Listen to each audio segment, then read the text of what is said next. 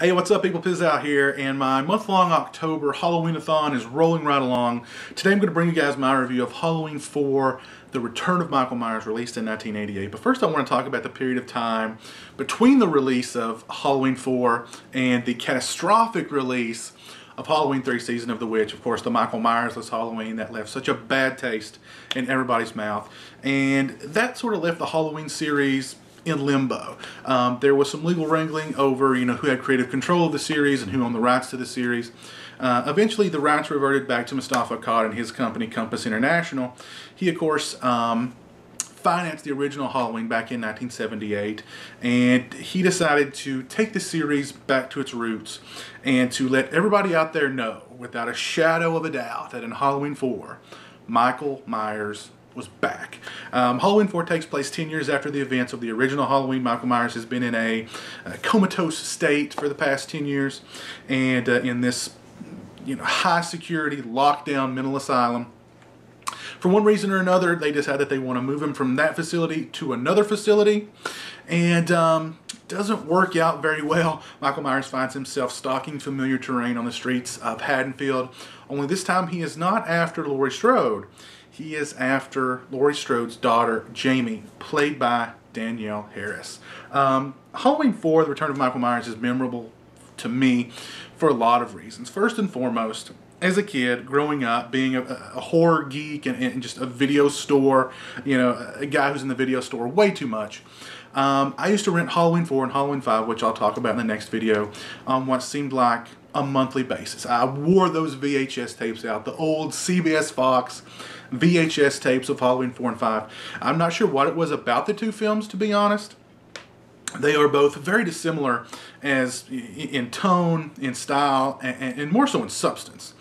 But for some reason, I would rent those, I'd watch them back to back, and I would just have a blast of a time. In Halloween 4, The Return of Michael Myers, though it has some issues, is still a blast for me to watch to this day. It's a lot of fun. When I think of Halloween 4, The Return of Michael Myers, the first thing that really jumps to mind is just the overall atmosphere and mood of the film and how it just felt like fall. It felt like Halloween in the Midwestern town, just like the original. From the opening sequence with the shots in like a barn or around a barn in a rural area with the just really ominous music playing in the background, that really just set the tone that just permeated the rest of the film. I think the film looks really good. The cinematography is great. The film, it's very blue. A lot of people give the movie flack because of the overuse of the blue filter. I really don't mind that. It is, after a while you're just sort of thinking, wow, this is a really blue movie. But I don't mind it. Donald Pleasance is back. Dr. Loomis, he's got some burn scars. I love the sequence with him after he runs into Michael at the gas station and he's trying to hitch a ride into Haddonfield, and he hooks up with this this old like preacher guy drunk who's talking about, he's out hunting, he's hunting it, just like Dr. Loomis kind of is. I love that aspect of the film. I love, that Dr. Loomis is sort of in this film almost a little, well, he was a little off, let's say, in the other Halloween films. In this one, he's kind of kooky in this film, but I like that a lot. I like the characters in the film. I think the introduction of Danielle Harris as Jamie Lloyd as Laurie Strode's niece. Of course, that definitely established her. She followed that up with Halloween 5, and she's gone on to have a really big career as sort of a maven in the horror genre, a scream queen, as some I'm sure would call her. The character played by Ellie Cornell, Jamie Lloyd's sister or foster sister in the film, I should say, really liked her character. The kills in the film, some of them are a little, Michael Myers shoving a shotgun through a girl and pinning her to the wall. Okay. There's the sequence toward the end of Michael Myers somehow appearing on the back of a speeding pickup truck and dispatching these sort of gun-toting rednecks in the back of the pickup truck one at a time. While he's killing one of them, the other two are just totally oblivious to what's going on. Yeah, some lapses in judgment there Some definite lapses in judgment as far as that is concerned, but it doesn't overall sort of, taint the product, I should say. Halloween 4 has always been one of those Halloween films that is just one of my favorites. Is one that I reach for more often than not, to be perfectly honest. I think it's a really fun movie. It's a really fast-paced movie. I think it's a really, really well-made movie overall. Some people talk about the mask looks a little bit different. Well, yeah, of course the mask is going to look a little bit different. I don't think, they're not going to, totally perfectly, recreate the original mask. The mask, I think, looks fine in the film. Of course, people talk about the blue lighting in the film, which, of course, that doesn't bother me at all.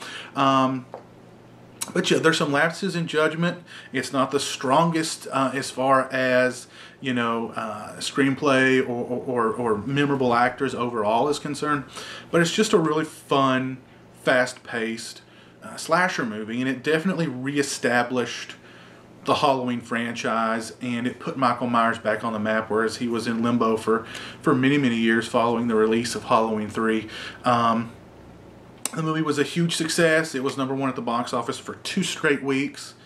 And yeah, it's one of those movies, like I said, franchise movies, a sequel that I think it definitely stands out as far as inside the Halloween series. It is a standout entry. Like I said, I think it's really well made. Really like the cinematography, really like the mood, the aura of the film.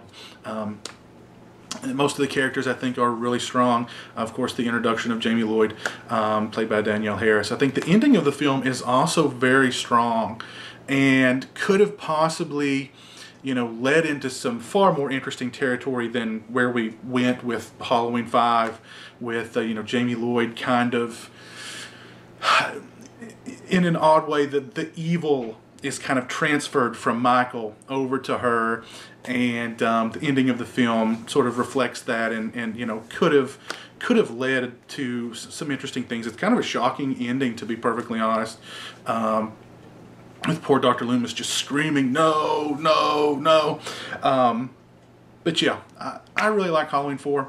I think it is definitely one of the standouts as far as sequels in this series, and I think just as horror sequels go in general, Halloween 4 is definitely a standout just in general. So, highly recommend Halloween 4. If you have not seen Halloween 4, watch it immediately.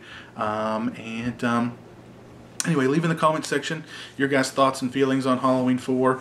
And until next time, when I talk to you guys about Halloween 5, The Revenge of Michael Myers, take it easy.